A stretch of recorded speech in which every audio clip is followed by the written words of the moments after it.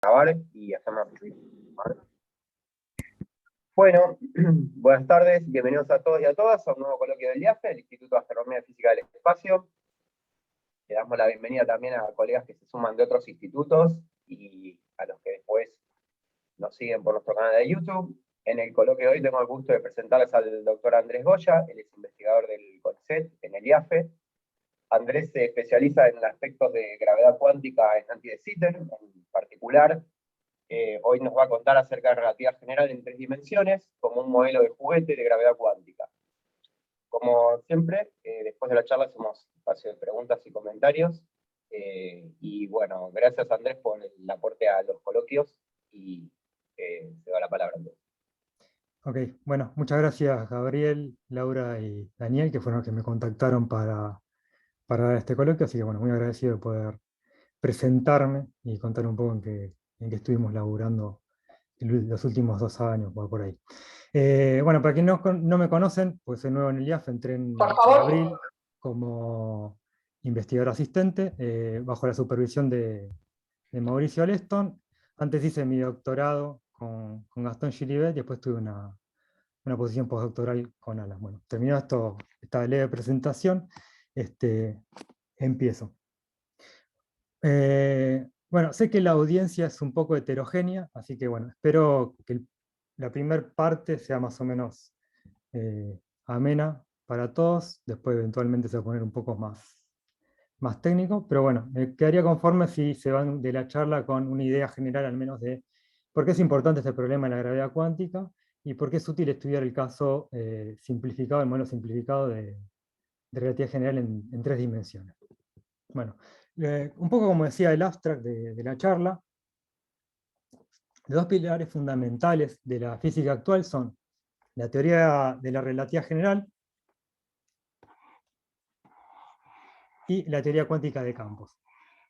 La teoría de la relatividad general lo que describe es la naturaleza a grandes escalas, a escalas cosmológicas, y bueno, provee una nueva manera de entender la gravedad, no ya como una fuerza newtoniana clásica, sino en términos de curvatura del espacio-tiempo, cómo se forma la estructura, el entramado mismo del espacio-tiempo debido a distribuciones de materia y energía. Esta teoría ha sido comprobada varias veces. Una de las últimas cosas que se hicieron fue la detección de ondas gravitacionales por parte de la colaboración de LIGO. Supongo que habrán visto este dibujito y esta figura, se habrán escuchado el famoso chirp de las ondas gravitacionales, la llegada de las ondas gravitacionales debido a la colisión de dos agujeros negros. Y por otro lado, el otro pilar fundamental es la teoría cuántica de campos, cuyo mayor logro es el modelo estándar de partículas elementales, que dio lugar al descubrimiento del bosón de Higgs hace unos cuantos años, un par de años, en 2012, si no me equivoco. Estas dos teorías tienen un carácter universal. ¿En qué sentido digo esto? Bueno, toda forma de materia y energía gravita. ¿Qué quiere decir esto? Toda distribución de materia y energía genera una deformación en el espacio-tiempo, que a su vez le dice a la materia cómo debe moverse, cuáles son las trayectorias que siguen, las geodésicas. Por otro lado, toda materia es cuántica. La teoría cuántica de campos, la mecánica cuántica en general, describe el comportamiento de las partículas a escala atómica, subatómica o partículas elementales. Su naturaleza es intrínsecamente cuántica. Ahí entendemos la medición de observables en términos probabilísticos. Y muchas veces son cosas discretas, como por ejemplo los niveles de energía de un átomo. Entonces, resulta natural hallar una descripción o intentar hallar una descripción que las unifique, que unifique gravedad y cuántica. ¿Okay? La unificación de fenómenos físicos y los marcos teóricos que las describen ha sido un principio guía, un principio rector en la física, y ha tenido muchos éxitos, como los que voy a enumerar ahora, que supongo que todos deben conocer. Ya Newton, con su teoría de la gravitación y la mecánica newtoniana, logró unificar las descripciones del movimiento de los cuerpos que uno veía en la vida cotidiana, como no sé, la caída de una manzana, con el movimiento de los planetas, de los astros, con la teoría con su ley de gravitación universal. Un poco más adelante en el tiempo, Maxwell logró unificar dos fenómenos que en la vida cotidiana los ve y dicen son completamente diferentes, como el magnetismo y la electricidad, dando lugar a la teoría clásica del electromagnetismo. En 1905, Einstein desarrolló la teoría de la relatividad especial, que lo que proveía era un marco unificador de las teorías que se conocían en ese momento, la mecánica y el electromagnetismo, dando una formulación covariante de las leyes de la física. ¿Qué quiero decir con esto? Las leyes de la física son invariantes ante cambio de sistema de referencia, en este caso inerciales. Con Newton, los cambios de referencia inerciales eran mediante transformaciones de Galileo, luego para poder incorporar la teoría de Maxwell frente a transformaciones de Lorentz. Por otro lado, a partir de los años 20, más o menos, no me acuerdo bien, Bohr, Schrödinger y Heisenberg desarrollaron la mecánica cuántica, que escribe, como decía, el comportamiento de átomos, partículas subatómicas. Una unificación de estas dos cosas se dio en lo que se conoce como teoría cuántica de campos. La teoría cuántica de campos engloba 3 de las 4 fuerzas o interacciones fundamentales que conocemos. El electromagnetismo, la interacción débil y la interacción fuerte. Ya incluso dentro de este mismo marco teórico, el modelo Salam-Weinberg unifica la interacción electromagnética con la electrodinámica cuántica, con la interacción de Abel, en lo que se conoce como el modelo de Salam-Weinberg, que lo que logra hacer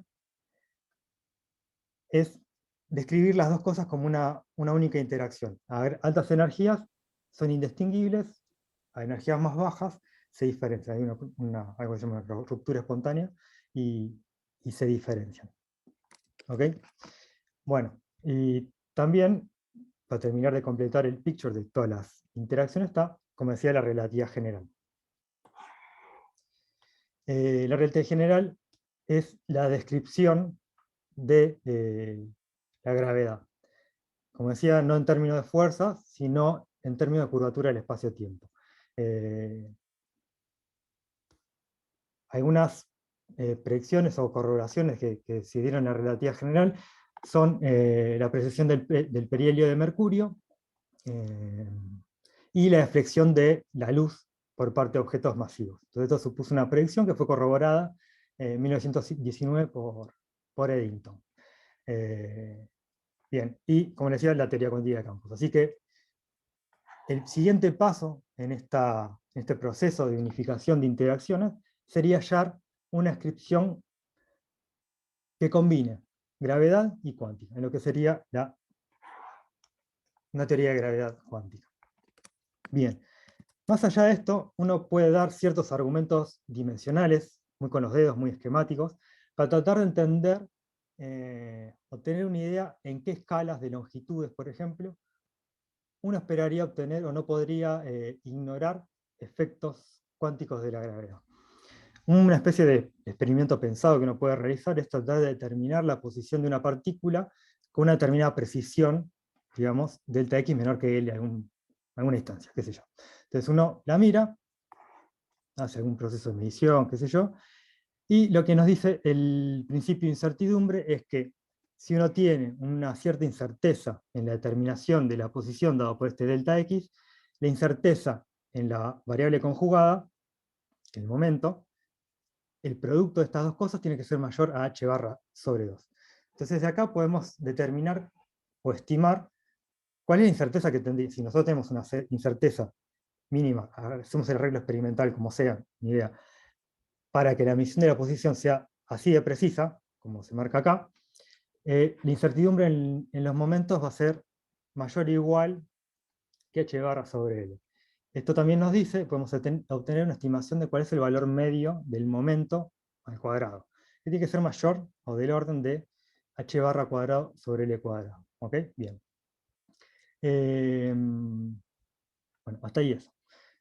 Si utilizamos además la fórmula más conocida de la relatividad especial, que establece la igualdad entre la energía y la masa a través de esta fórmula E igual a mc², podemos obtener una estimación debido a este momento de cuál es la energía más o menos que estaría concentrada en esta región delta X, donde está la partícula.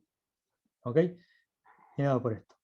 Ahora, la relatividad general nos dice que no podemos poner cualquier cantidad de energía en una región determinada. Si metemos demasiada energía, demasiada masa, superado cierto límite, eso se convierte en un agujero negro. Y eso es lo que nos da el radio Schwarzschild. ¿Ok? El radio Schwarzschild nos dice, si en una región de radio característico RS metemos cierta cantidad de masa, está concentrada en una región más chica que ese RS, inevitablemente se va a colapsar en un agujero negro. Entonces, la mayor precisión que podemos tener es aquella en la cual esa precisión, justamente, perdón por ser repetitivo, es del orden del radio Schwarzschild. Si uno despeja de estas expresiones cuál es ese radio mínimo, va a llegar a esta expresión que es la de la longitud de Planck, lo que se llama la longitud de Planck, que es la única combinación de estas tres constantes fundamentales, la constante de gravitación universal de Newton, la constante de Planck reducida y la velocidad de la luz, que nos da unidades de longitud. ¿Ok? Entonces, si uno quiere determinar posiciones, explorar regiones cuya longitud característica es del orden o más chica de la longitud de Planck, inevitablemente la energía concentrada ahí va a colapsar a un agujero negro. Entonces hay un límite en la definición operacional de obtener una distancia, medir una distancia. Otra manera de decir lo mismo es, también otro experimento pensado, considerar que uno tiene una caja y que mete energía ahí en forma, no sé, fotones. Mete fotones a ver cuánta energía puede meter ahí. La energía de los fotones está determinada, es inversamente proporcional a la longitud de onda de cada fotón. La mayor cantidad de energía que podemos meter en una caja es cuanto más chica es la longitud de onda, ¿sí? Mayor energía de cada fotón. De vuelta, la relatividad general nos impone un límite para que eso no colapse en un agujero negro. Nuevamente usando la fórmula esta de la relatividad general y la relación de dispersión, bla, bla, bla, llegamos al mismo resultado. Que si metemos demasiada energía en una caja, eso colapsa a un agujero negro. Entonces esto plantea o da una idea de algunos problemas conceptuales que también pueden aparecer. Respecto, no sé, por ejemplo, si el espacio-tiempo es continuo o no a escalas de Planck. Pero bueno, esto sería, si uno lograse explorar o hubiesen fenómenos físicos que involucran escalas de longitudes del orden de la longitud de Planck, ahí es inevitable tener que considerar o contemplar efectos de gravedad cuántica. ¿Okay? También hay otras unidades como tiempos de Planck y cosas así, que también se construyen con las mismas constantes fundamentales. Bueno, sigo con motivaciones para intentar hallar o por qué uno debería preocuparse por el problema de gravedad cuántica. La ecuación de Einstein es esta que está acá. No importa mucho qué son todos estos símbolos que escribí acá. Estos son tensores, son, no sé, matrices con funciones por ahí dando vuelta que tienen reglas particulares de transformación. Pero lo importante es que de este lado, del lado derecho, de la ecuación, del lado izquierdo de la ecuación de Einstein, está la geometría, la deformación del espacio-tiempo, la curvatura del espacio-tiempo. Y del lado izquierdo, del lado derecho, perdón, uy, estoy mal, del lado derecho está el tensor de energía-momento, la distribución de energía y materia que hay.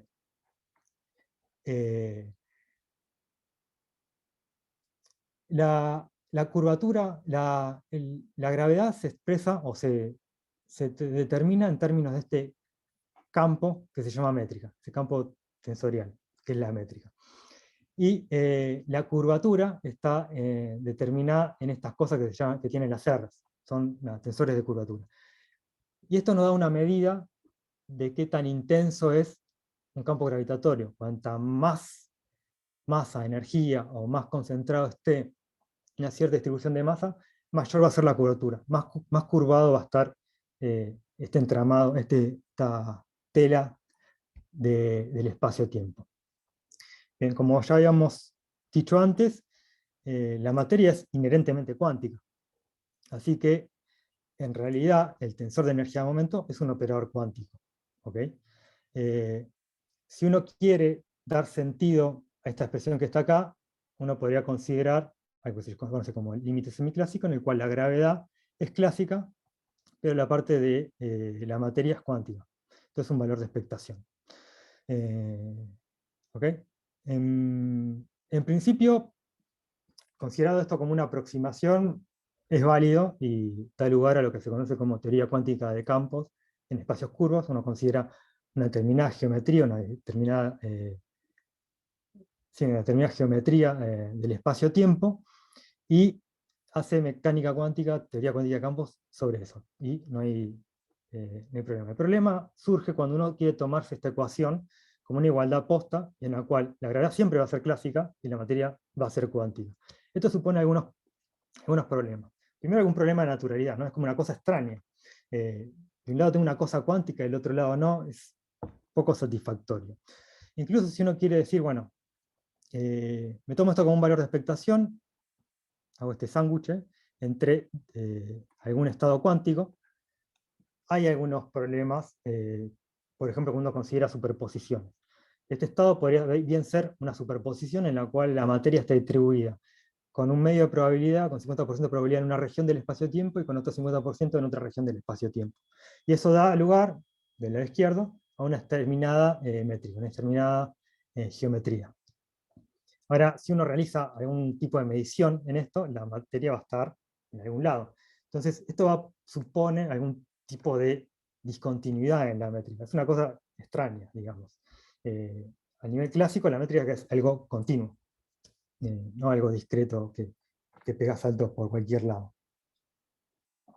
Entonces, si uno se lo toma en serio, hay como algunas cosas que hacen ruido.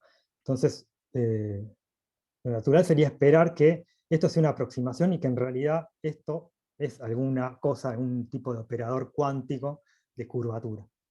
Bueno, vaya uno a saber lo que es, hay que desarrollar esta teoría. Le sigo tirando por la cabeza motivaciones. También la misma teoría de la relatividad general predice que hay problemas.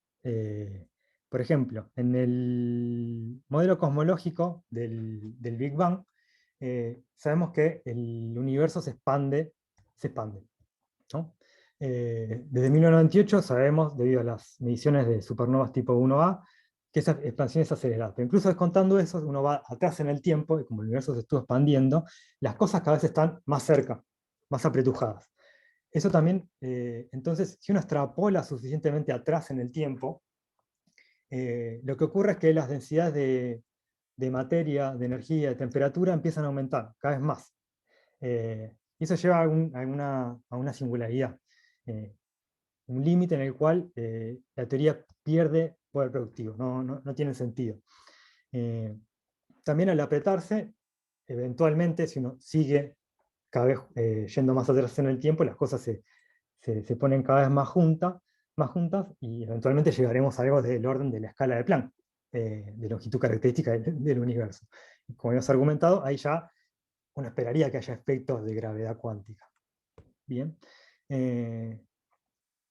Otro tema son las singularidades presentes en los agujeros negros. La relatividad general misma, cuando uno estudia los agujeros negros y ve qué pasa en su interior, adentro del horizonte de eventos, haya que hay una singularidad en la curvatura. El espacio-tiempo se empieza a curvar tanto que la curvatura diverge. Es como que se rompe el entramado mismo del espacio-tiempo. Y bueno, evidentemente, eso también es un indicio de que estamos llevando la teoría más allá de su límite predictivo, de su capacidad de predicción. Entonces, es claro que tiene que haber alguna descripción superadora de la relatividad general para tratar de resolver qué es esa singularidad, si existe o no, o lo que sea. Una teoría de gravedad cuántica podría dar una respuesta a eso. Bueno, en otro orden de cosas también uno puede hacer expansiones perturbativas en lo que sería una teoría cuántica de gravedad a nivel linearizado o cuadrático, que es considerar perturbaciones respecto del espacio-tiempo plano. Acá, disculpen los tecnicismos, pero esta es la métrica de Minkowski, que representa el espacio-tiempo plano. Seguramente la habrán visto en un curso de electro de teórica 1, o puede ser que en física 1, si se da relatividad especial. Es esto de que uno mide distancias en espacio-tiempo, no ya con signatura euclídea, que son todos signos más, sino hay una coordenada que es la temporal que tiene un signo menos. Bien, por ahí para si les suena. Entonces uno puede considerar scattering de gravitones. Si uno considera scattering de gravitones, resulta que el resultado no tiene sentido, da infinito. Se dice que la teoría es no renormalizable, algo que se suele hacer se hacen en teoría, las teorías de campos, invariantes de gauge, resultan ser renormalizables. Aparecen unos infinitos por ahí cuando uno se cuenta, esto es completamente estándar en teoría de campos, en electromagnetismo incluso. En cuanto a... ¿Alguien tiene una pregunta? Lo tengo que atender. Ah, ok, hay un micrófono abierto, perdón. ¿Estoy diciendo? Ah, bueno, incluso en electrodinámica cuántica, cuando uno hace los cálculos a distintos órdenes en la expansión perturbativa, hay resultados que dan infinitos. Sin embargo, hay un proceso que se llama renormalización de poder absorber esas cosas en ciertos parámetros de la teoría, y la teoría es consistente. Esto no se puede hacer con la relatividad general. ¿Ok? Así que, bueno, bien, habría que encontrar algún marco superado. Por ejemplo, no es de lo que voy a hablar, pero solo para que sepan, hay algo que se llama teoría cuántica de lazos, loop quantum gravity, que lo que propone es, bueno, no hacer esto perturbativo, sino a nivel perturbativo, no perturbativo, y considerar la teoría de gravedad cuántica en esa escala. O la teoría de cuerdas, que propone que las cosas, los constituyentes fundamentales de la naturaleza, no son partículas puntuales, sino cuerdas, y eso también hace que estas cuentas, estos scatterings, den resultados finitos. Esto también me permite mencionar una peculiaridad de lo que sería una teoría cuántica de campos, que supone otro desafío conceptual. Cuando uno hace teoría cuántica de campos, en general el background, o sea, el espacio-tiempo en el cual se propagan las fluctuaciones, está dado, es fijo. Y uno aparte tiene el campo dinámico que quiere cuantizar. Por ejemplo, el campo electromagnético, el potencial vector, el AMU. En relatividad general, en gravedad cuántica, la métrica tiene un rol dual. Es tanto el ente que le da estructura al espacio-tiempo, como el campo dinámico que uno le interesa y uno quiere cuantizar. Entonces, hay ciertos desafíos conceptuales que son ciertamente un poco difíciles de abordar. Por último, quisiera mencionar el tema de la operación de agujeros negros por radiación de Hawking y la paradoja de la pérdida de la información, como otra motivación para gravedad cuántica. En 1975, por ahí, Hawking descubrió que los agujeros negros radian como un cuerpo negro, un espectro de cuerpo negro.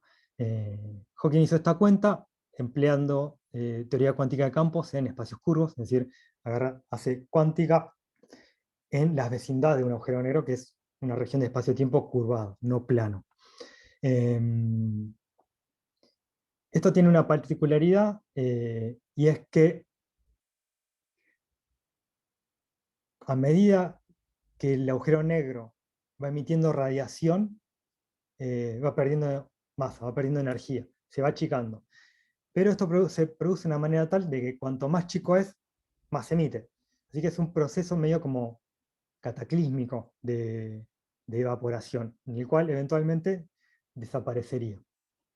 El agujero negro representado por estos Hawking a los Simpson, que cada vez son más chiquitos y cada vez hay más emisión de radiación.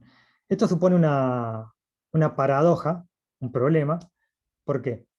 Porque cualquier información que estuviese contenida en el agujero negro acerca de qué era antes de convertirse en agujero negro, o cualquier materia o cosa que hubiese caído adentro del agujero negro, si si este comportamiento sigue, desaparece cuando se evapora el agujero negro.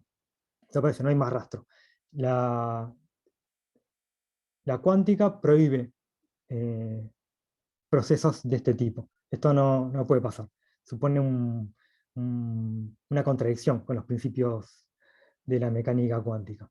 Pero bueno, como dije, también esta cuenta de Hawking es una aproximación bajo ciertas condiciones. Eventualmente, cuando el agujero negro sigue su proceso de evaporación y llega a tamaños de la escala de la longitud de Planck, uno esperaría que en realidad probablemente esa descripción deje de valer y uno necesite una teoría cuántica de la gravedad para entender las etapas finales del proceso de evaporación. Vale decir que esta radiación, esta temperatura es extremadamente tenue. Para agujeros negros de masas del orden de masas estelares, el tiempo de evaporación es bastante mayor a la edad del universo, y las temperaturas características también son mucho menores que por ejemplo, el fondo cósmico de radiación, que es alrededor de 3 Kelvin. Entonces, claro, es algo que uno no espera poder medir, al menos con la tecnología actual. Otra cosa que quisiera mencionar respecto de esto es que el resultado de Hawking de que los agujeros negros tienen temperatura confirma que los agujeros negros son entes termodinámicos. Antes del descubrimiento de Hawking, se sabía que los agujeros negros satisfacían unas leyes análogas a las leyes de la termodinámica, la ley cero, la primera ley, segunda ley, tercera ley, lo que sea. Pero se pensaba que era una analogía. Hawking, al descubrir que los agujeros negros realmente tienen temperatura, da una confirmación de esto. Y eso también lleva a la consecuencia de que los agujeros negros tienen entropía. Una entropía que es proporcional al área de horizonte de eventos. Una entropía enorme, en medida en unidades de Planck. Bueno, esto también nos lleva a la pregunta de cuáles son los microestados que dan cuenta de esa entropía macroscópica que tiene el agujero negro. Una teoría cuántica de la gravedad también podría dar algún indicio sobre esto. Creo que hay cuentas, por ejemplo, de teoría de cuerdas que hacen esto. Bueno, así que, entonces, la pregunta es cómo conciliar gravedad y cuántica, cómo combinarlas, cómo encontrar un marco unificador.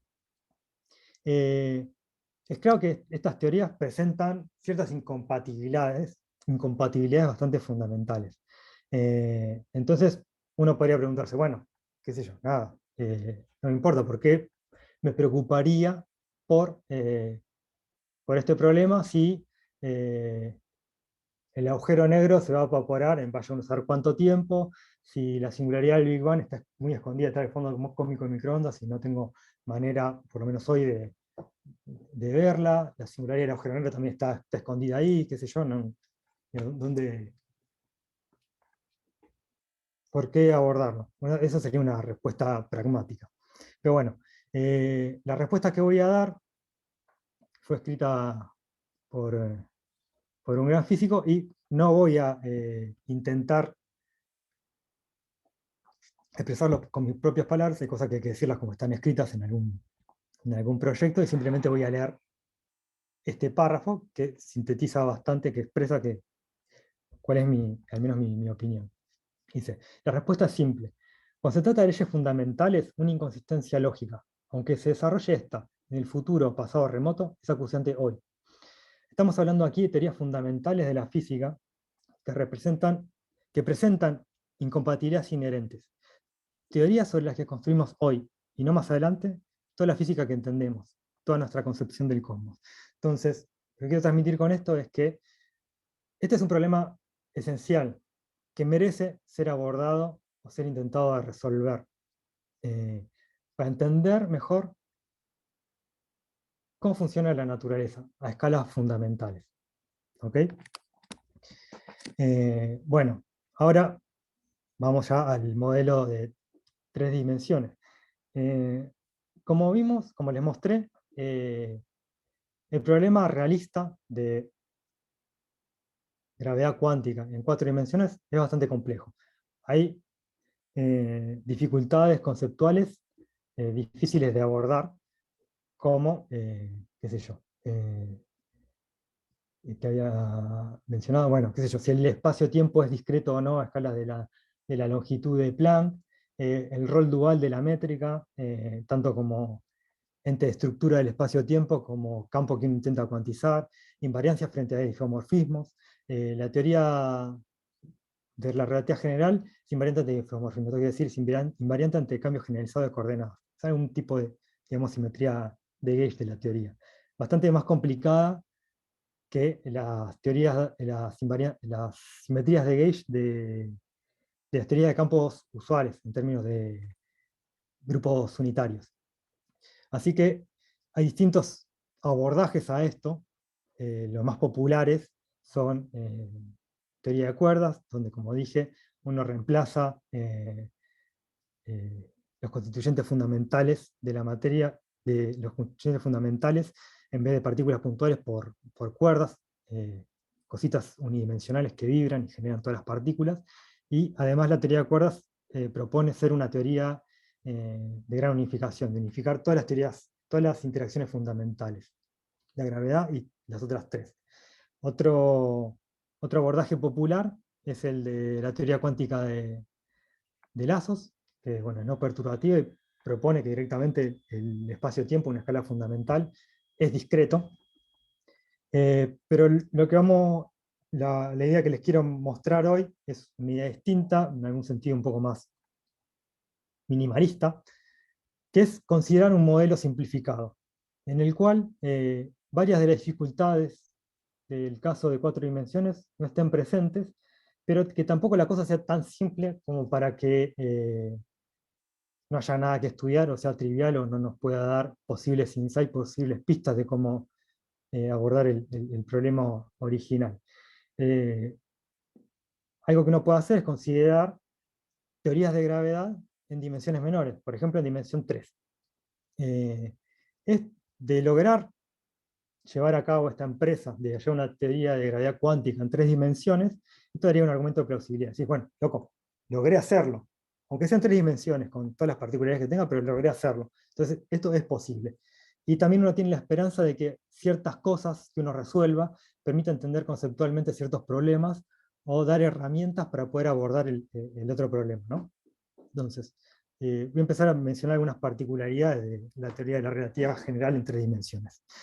En 3 dimensiones todas las soluciones de vacío son localmente equivalentes a Minkowski de Sitter o anti de Sitter, según cuál sea el valor de la constante cosmológica. Si la constante cosmológica es negativa, además hay soluciones de agujero negro, llamado BTZ. ¿Qué quiero decir con todo esto?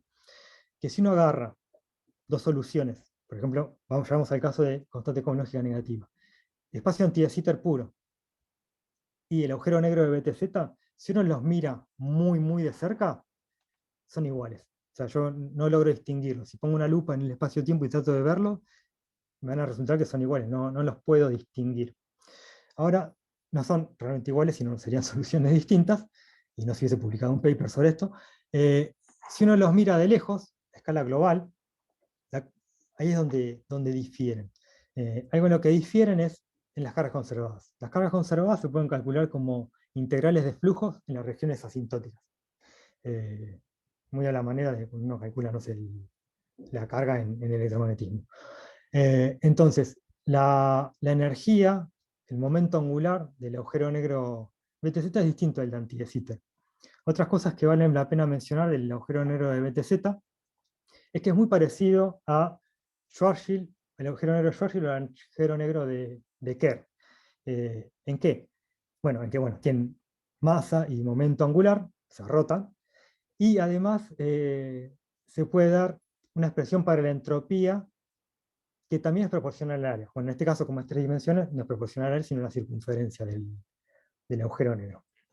Todo esto está relacionado con el hecho de que, esto de que sean localmente equivalentes, a que no hay gravitones, no hay ondas gravitacionales en relatividad general en 3 dimensiones. Una manera de entender esto es, bueno, como decía, el campo el campo dinámico de la teoría es la métrica, que es un arreglo de funciones, numeritos, qué sé yo, por ahí. Eh, es parecido, un poco más complicado que el caso del potencial, del vector potencial del electromagnetismo, de la mu. Ahí uno tiene en 4 dimensiones cuatro componentes independientes, 4 cosas a determinar, que por invariancia de gauge y ciertas constraints, ciertos vínculos que tiene la teoría, no son todos independientes y quedan eh, 2 componentes independientes, 2 grados de libertad, que corresponden con las 2 polarizaciones del fotón. En el caso del gravitón, en 4 dimensiones pasa lo mismo y son 2. Si uno repite este análisis, pero en 3 dimensiones resulta que no hay ninguno. Esto hace que la teoría sea mucho más sencilla que la teoría 4 dimensional. Todas estas características, que simplifican mucho la teoría, son muy importantes a la hora de abordar el problema de cuantización. Ya permiten, entre otras cosas, clasificar mejor o tener más control sobre la clasificación de las posibles soluciones que hay en la teoría, al contrario que pasa en 4 dimensiones. Ahora, bueno, uno podría pensar, bueno, entonces, pero la teoría como medio que no tiene gracia, ¿no? Porque todas las soluciones son localmente equivalentes, no hay ondas gravitacionales, ¿qué hay? Bueno, resulta que hay otras cosas que enriquecen la teoría. Uno puede dar una noción muy precisa de qué es hacer como transformaciones de simetría, perturbar a la métrica. En términos de, bueno, no importa, algo se llama derivada de Lie, el que lo sepa bien, si no, no importa. Pero uno puede hacer eso, hacer ciertas perturbaciones. Va a haber ciertas perturbaciones, la idea es que uno quiere deformar, por ejemplo, anti de Sitter, de una manera tal de que no quede exactamente igual. Si queda exactamente igual, bueno, esos son isometrías, son las simetrías de anti de Sitter. Uno quiere formarlo un poco más, pero no tanto como para romper todo y que sea un caos. Esto es una cuenta infinitesimal, a nivel infinitesimal, pequeñas modificaciones. Pero tampoco quieren que sean completamente inocuas, porque si no, no tiene gracia. Hay ciertas modificaciones, perturbaciones que puede hacer deformaciones de anti de Sitter, de tal manera que las cargas conservadas que mencioné antes cambien. Esas son transformaciones no triviales. Los generadores, algo que se llama generadores, esas transformaciones forman algo que se llama un grupo. O los generadores más bien forman una álgebra que es el álgebra de Virasoro, y esas posibles deformaciones de anti de Sitter son muchas más que las simetrías mismas de anti de Sitter. Esto, la llamada álgebra de Virasoro, era algo que ya había sido descubierto por Miguel Ángel Virasoro, quien fuera decano de esta facultad y director del ICTP, pero en un contexto distinto, de teoría de cuerdas o el modelo de resonancias duales de hadrones. La cuestión es que estas simetrías son la simetría de una teoría de campos muy particular que tiene simetría conforme, y en 2 dimensiones, no en 3. Esta curiosidad tiene una interpretación muy natural en el contexto de holografía, o correspondencias FT, o conjetura de Maldacena, que fue una propuesta hecha por Juan Martín Maldacena, supongo que todos lo habrán escuchado nombrar, o al menos porque se ganó en 2012 $3 millones por un premio de Fundamental Physics Prize, en el cual lo que propone es que toda teoría de gravedad en un espacio anti de Sitter en un cierto número de dimensiones es equivalente a este tipo de teorías conformes en una dimensión menor. De ahí el nombre de holografía, ¿no? Son todas descripciones equivalentes de los mismos fenómenos físicos. ¿Okay? Bueno. Aparte de eso, volviendo al tema de las simetrías asintóticas, las transformaciones, las perturbaciones, estas perturbaciones reciben el nombre de boundary graviton, gravitones del borde. Son grados de libertad globales, no ya locales que uno ve como excitaciones ahí mismo, sino una especie de, no sé, digamos, excitaciones colectivas en toda la región asintótica. Otra bondad de del caso tridimensional es que uno puede hacer una clasificación de este tipo de perturbaciones. Por ejemplo, algo que está un paper muy bonito, el paper de Alan y Mauricio, en el cual describen esto. Bueno, y hacer un comentario adicional, uno podría pensar, bueno, esto que me estás contando es extremadamente particular del caso de anti-de Sitter y interdimensiones. Bueno, no tanto. Ya de antes, en los años 60, se sabía que este tipo de enhancement, enriquecimiento de simetrías asintóticas, también ocurre en el espacio plano. En 3 y en 4 dimensiones. Bueno, en 3 dimensiones se descubrió más después, pero en 4 dimensiones ya se había descubierto. Se ha estudiado esto con la idea de entender mejor a ciertos aspectos de las ondas gravitacionales. Bueno, el álgebra nada se llama BMS, no le voy a decir nada de eso, pero aprovecho para recomendarles un documental que está en Netflix que se llama Black Holes, the Edge of All We Know, que es un documental que trata sobre ciertos avances, descubrimientos que se hicieron en 2018, creo, sobre los últimos trabajos de Hawking, y la foto de la sombra del agujero negro por la colaboración de Event Horizon Telescope. Pero bueno, nada. Entonces, de vuelta, con todas estas peculiaridades, relatividad general en 3 dimensiones, provee un escenario sumamente interesante, en el cual muchas cosas, muchos problemas o dificultades de la teoría de 4 dimensiones no están, pero hay otras cosas que enriquecen a la teoría y de las cuales uno podría aprender algo que eventualmente podría aplicar al caso de 4 dimensiones. Uy, perdón, salté. No estaba, acá. Bueno, entonces ahora sí entramos a la gravedad cuántica en 3 dimensiones. El approach, el abordaje que vamos a hacer va a ser mediante integral de caminos y función de partición.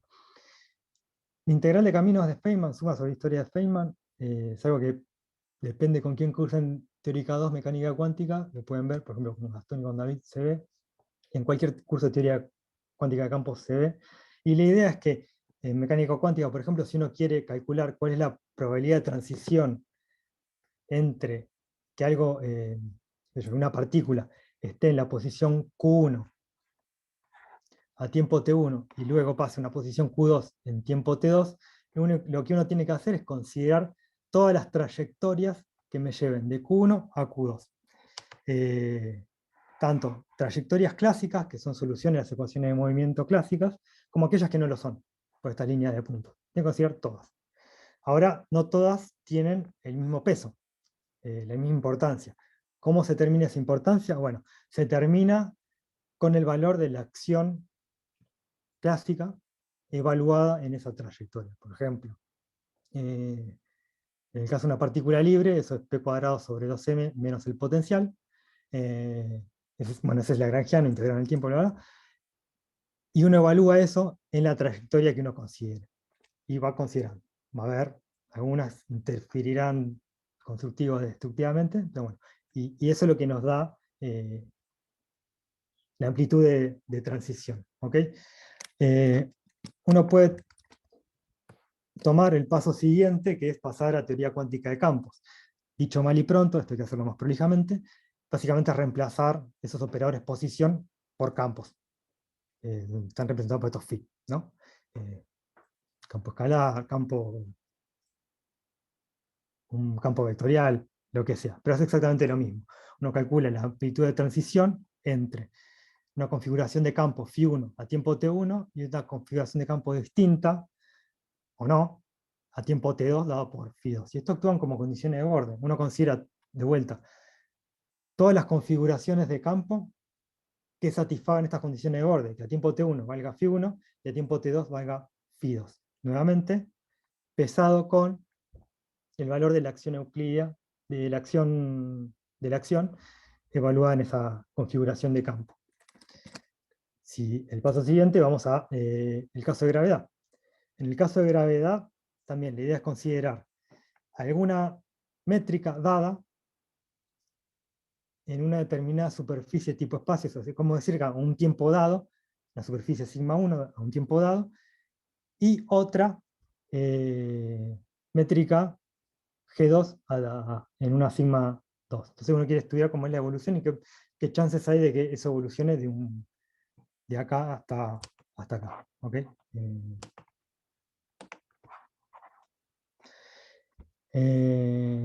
Bien, bueno. Bueno, resulta que esta cantidad suele ser un poco difícil de evaluar y a veces no está bien definida, oscila mucho, qué sé yo. Un truco completamente estándar en teoría cuántica de campos es hacer una extensión analítica, algo que se conoce como rotación de Wick, en la cual uno pasa del tiempo real al tiempo euclídeo, un tiempo imaginario. Básicamente consiste en reemplazar este menos por este más. Esta extensión analítica hace que acá aparezca un menos en vez de una i, y las propiedades de convergencia de esta cantidad son mucho mejores que la integral de caminos original. La idea es que al final del día uno hace las cuentas acá y invierte esta extensión analítica y obtiene los resultados que originalmente quería obtener. Otra cosa que se suele hacer es considerar condiciones de contorno periódicas para esto. De esta manera uno establece una analogía, una equivalencia entre esta integral funcional y la función de partición estadística, o sea, la realización en términos de integral de caminos de la función de partición de mecánica estadística. Esto lo que nos da es información sobre el espectro. Uno puede ver que al considerar esta condición es como tomar como traza, sumar sobre todos los autoestados de un operador dado por la exponencial del hamiltoniano. Y esto nos dice, por ejemplo, que nos expande formalmente esto, es la exponencial de e a la menos beta, la energía del estado fundamental, del primer citado y así. Este beta es el inverso de la temperatura. ¿Ok? Bueno. Bueno, y esto se puede tener ciertas cosas termodinámicas. Ahora, así todo, esto es bastante difícil de todos modos de evaluar, y uno lo que hace es, más a grosso modo, una expansión de Taylor. Algo que se llama aproximación de saddle point. ¿Qué es el saddle point? Es una solución clásica de las ecuaciones de movimiento. Entonces, es una expansión perturbativa en torno a alguna solución clásica, considera las perturbaciones. ¿Okay? En nuestro caso lo vamos a considerar como saddle point, como solución respecto a la cual perturbamos, es anti-de Sitter. Y esto van a ser, por ejemplo, los gravitos en el borde. Entonces uno lo que hace es reemplaza esto en la acción y hace una expansión de Taylor hasta el orden que uno quiera en H, en la perturbación. Y esto, bueno, obviamente se mete de vuelta acá en la función de partición. Al orden más bajo, al leading order, me puedo quedar, por ejemplo, con la acción on shell. Entonces la función de partición es básicamente la exponencial de la acción clásica. De esta manera se puede obtener la energía libre de Helmholtz y hacer termodinámica.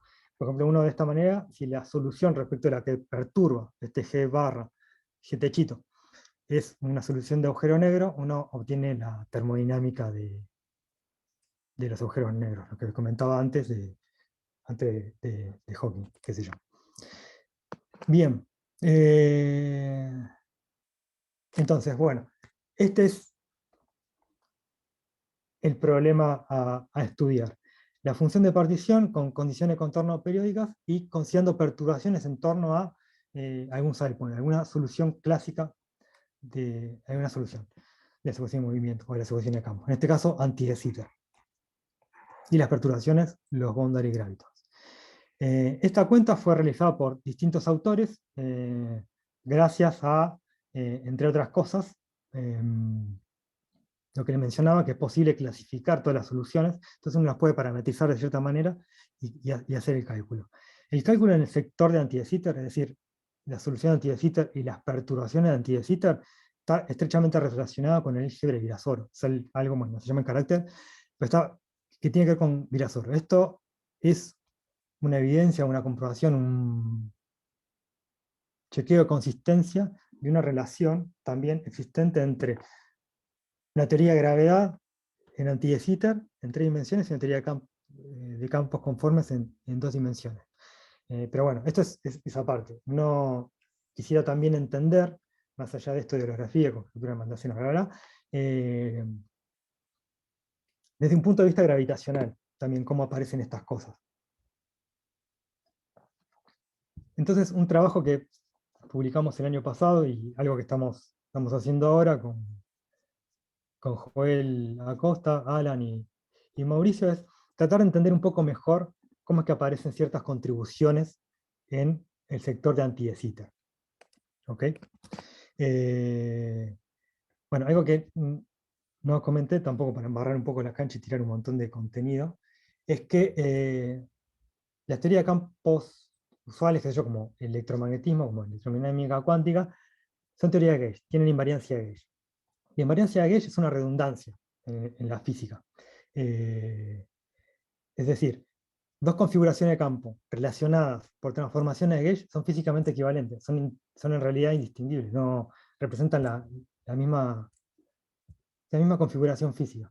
Entonces, cuando uno hace esta integral de caminos, esta función de partición, uno no quiere considerar contar una determinada configuración y todas las equivalentes por transformaciones de gauge, pues sería sobrecontar. Entonces uno quiere eliminar esa redundancia, factorizar esa redundancia.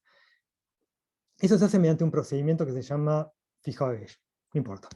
La cuestión es que en una de estas cuentas de la función de partición no es del todo claro cómo se hace realmente, cómo se implementa realmente ese procedimiento, porque hay que distinguir entre lo que le decía, aquellas transformaciones, perturbaciones triviales que no cambian las cargas conservadas, que uno considera como físicamente equivalentes, y aquellas que no son triviales, que sí las modifican, los boundary gravitos. Bueno, utilizando, voy a mencionar algunos resultados, hay más, pero no importa estos dos, es que utilizando un determinado criterio de normalización de estas perturbaciones, o de los generadores de estas perturbaciones, hallamos una manera alternativa, que más adecuada en el formalismo euclidio, de obtener estas condiciones de Browneno. ¿Cuáles son estas condiciones que tienen que satisfacer estos diffeomorfismos asintóticos, estas transformaciones, estas perturbaciones asintóticas? Y también nos permite este mismo criterio clasificar los generadores entre aquellos que son triviales y los que no son triviales, es decir, aquellos que modifican las cargas conservadas. Este mismo criterio, además, nos permitió entender mejor cómo es que realmente se elimina, se factoriza esa redundancia en la función de partición, la integral de caminos. Pero bueno, no les conté la historia completa de esto, del cálculo de la función de partición. Y no, esto no. El tema es que yo el resultado que les conté es únicamente en el sector de anti-de Sitter.